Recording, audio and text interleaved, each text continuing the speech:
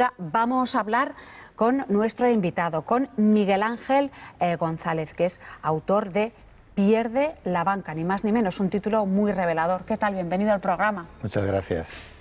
Bueno, de entrada, Angela Merkel es la primera jefa de gobierno europea capaz de resistir la crisis y mantenerse en el poder tras unas elecciones. ¿También lo están haciendo en Alemania, según su opinión? Todas las reformas que se han hecho en Alemania se vinieron a hacer ya en la época de Schröder, es decir, que van muy adelantados al resto. Todos los sacrificios que y ponemos el nos, están pidiendo, ellos ya lo han acometido y en ese sentido, uno, les va bien y dos, también utilizan el poder que Alemania ha adquirido en la Unión Europea, ser el país referente, para ganar elecciones también a base un poco de cómo ha dirigido Europa y no solamente cómo ha llevado Alemania. De hecho, es curioso que en las campañas electorales alemanas se hable del sur de Europa, como diciendo, los estamos poniendo en vereda, ¿no? Y eso parece ser que da votos. ¿Cómo nos afecta desde su punto de vista ese resultado? ¿O cómo nos puede afectar en un futuro? Hombre, nos afecta, habrá quien diga que para bien, porque al fin y al cabo hace falta que nos corrijan todos los excesos. Yo creo que la eterna discusión que hay entre si hay que optar por el crecimiento o la austeridad es una discusión falsa, en el sentido de que hay que optar por evitar el despilfarro y a optar por políticas de crecimiento. Y eso no es precisamente temas que sean solamente de austeridad. Es decir, que aquí lo que hay que hacer, y hasta ahora no se ha hecho, se diga lo que se diga, es abordar adecuadamente criterios para reducir el déficit público a base de reducir la estructura del Estado y los gastos corrientes, que es a lo que no nos hemos metido. Hemos incrementado impuestos, hemos hecho recortes y no hemos hecho recortes de las cosas de las que probablemente afectan menos a los ciudadanos y más a la clase política. Siguiendo con nuestra actualidad económica, esta semana los inspectores de la Troika comunitaria se reunirán con el Gobierno español y con el Banco de España, entre otros, para decidir si se prorroga el rescate bancario que expira a final de este año. ¿Llegan en un momento crucial? Bueno, llega, cualquier momento es bueno o malo, según se vea. El señor de Guindos dice, y en ese sentido yo creo que tiene razón, que no va a ser necesario ni siquiera llegar a los 100.000 millones de euros que nos habían otorgado como línea de financiación, de los cuales solamente se han utilizado 40.000, ni siquiera seguir con la supervisión que desde la Troika se nos había impuesto, porque estamos haciendo los deberes. Digamos que de las cosas que se ha hecho en el gobierno razonablemente buenas, aunque siempre tarde, pero se ha hecho bien, ha sido la reforma financiera, que sí está empezando a dar sus frutos. Otra cosa es que los momentos tampoco sean adecuados para los bancos, y no son buenos momentos porque no son buenos momentos para la economía, no por otra circunstancia, pero los bancos españoles muestran un nivel de saneamiento que para sí quisieran otros países que, habiendo pasado circunstancias parecidas a las que se han pasado aquí de una burbuja, han necesitado ayudas mucho mayores que la banca española, y algunos se niegan a que se hagan esas inspecciones en su terreno, y sin ir más lejos, en Alemania con las Sparkasse, que son el equivalente a nuestras cajas de ahorros. Entonces, ¿para qué ha servido este rescate? Porque hay quien dice, eso es evidente, que solo ha servido para rescatar a los bancos.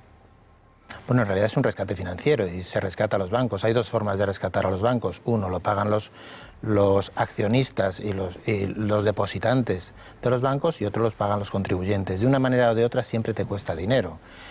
Y si alguien se retrotrae una serie de años atrás, cuando se ha cumplido ahora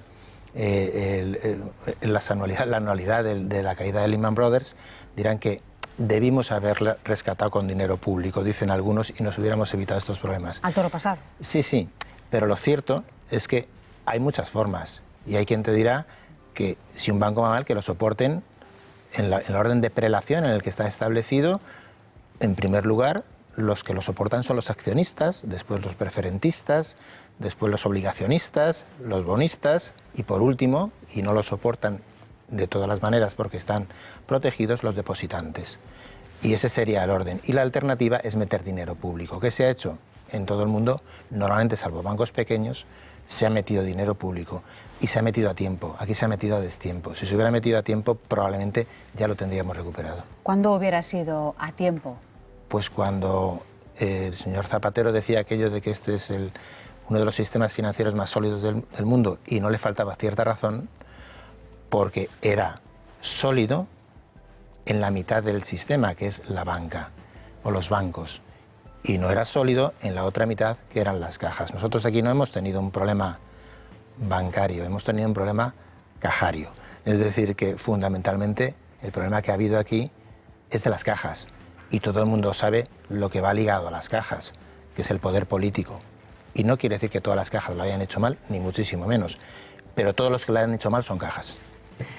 En su libro dice que la banca española ha perdido mucho prestigio. En ese caso, ¿es víctima, es culpable, es las dos cosas de la pérdida de ese prestigio? Las dos cosas, aunque en cualquier tertulia a la que acudes, lo de poner a caer de un burro a un banco es una cosa bastante normal, y además siempre es bien recibido. Lo que ocurre es que no se opera con un nivel de información adecuado como para que esa crítica sea razonable en todos los casos. Digamos que por cosas que el público entiende, yo no metería en el mismo saco la actuación respecto de las hipotecas que la actuación respecto de las preferentes. Y sí los metemos en el mismo saco, pero simplemente hagas una pregunta: ¿dónde está el dinero? ¿Dónde está el dinero de las preferentes? En los bancos. ¿Qué han hecho con ellos?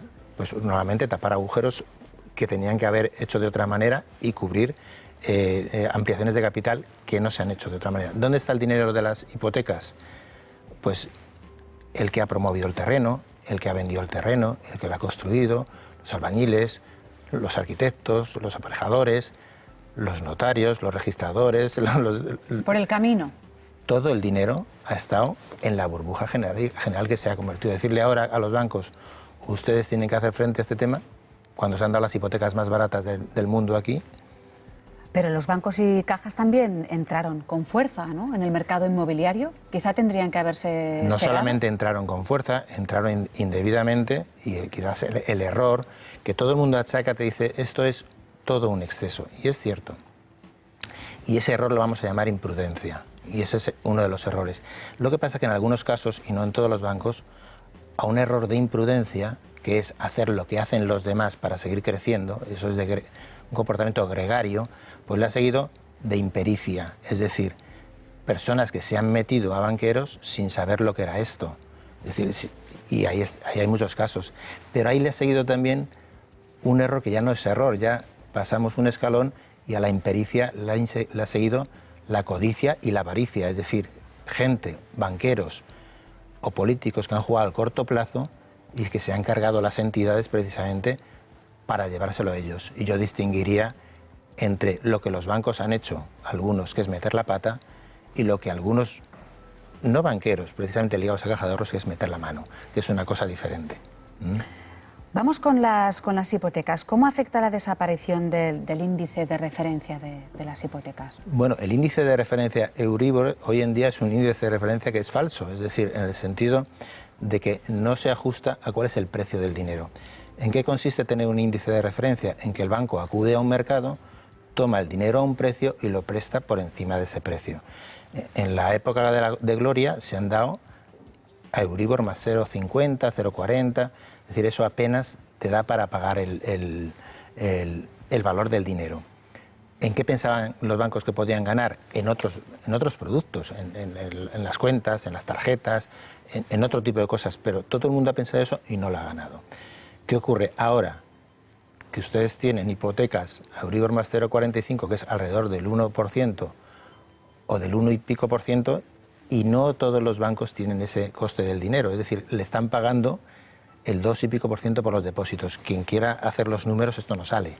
Por ningún lado. No sale, es decir, alguien que está pagando un 2% por tu depósito y te cobra un 1%. Hay que corregir con un índice de referencia que se ajuste más al mercado. Desde luego, a la pregunta directa, una respuesta directa. Será más acorde con el mercado y será más caro. Un índice de referencia diferente. Volviendo a los bancos, a los miembros de los consejos de administración y a las indemnizaciones multimillonarias, también han hecho mucho daño, ¿no?, las autoindemnizaciones. Hacen más daño sobre todo cuando uno se hace con dinero público y se juega con el dinero de los demás. Yo diría que las indemnizaciones que se han planteado en entidades privadas no han escandalizado por más que sean escandalizables, es decir, que son fuertes indemnizaciones que se han dado, pero las entidades privadas han dado explicaciones a sus accionistas, que son los que normalmente han pagado esta fiesta. Pero las entidades semipúblicas o híbridas, como las cajas de ahorro, normalmente han tirado del dinero que ahora se ha pedido a los contribuyentes.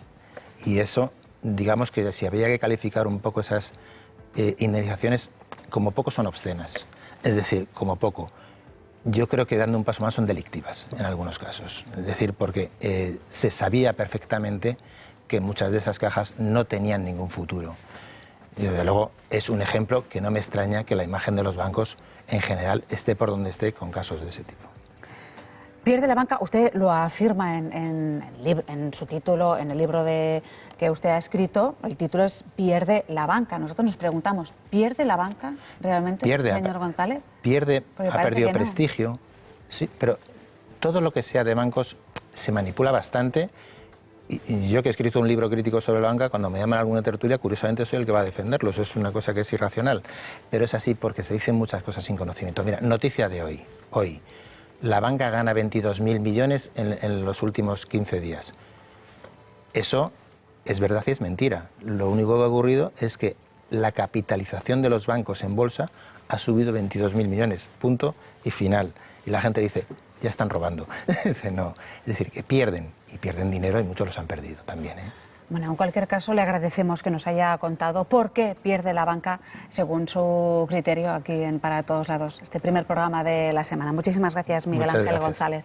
Gracias a vosotros. Punto y final, no punto y aparte. Ganar en credibilidad y en placer. Todo ello sin perder ni un minuto. A la vuelta les explicamos cómo conseguirlo gracias a una tríada de mujeres estupendas. Patricia Ramírez, Teresa Baró y Valerie Tasso. ¿Qué les parece? Yo no me lo pierdo. Hasta ahora.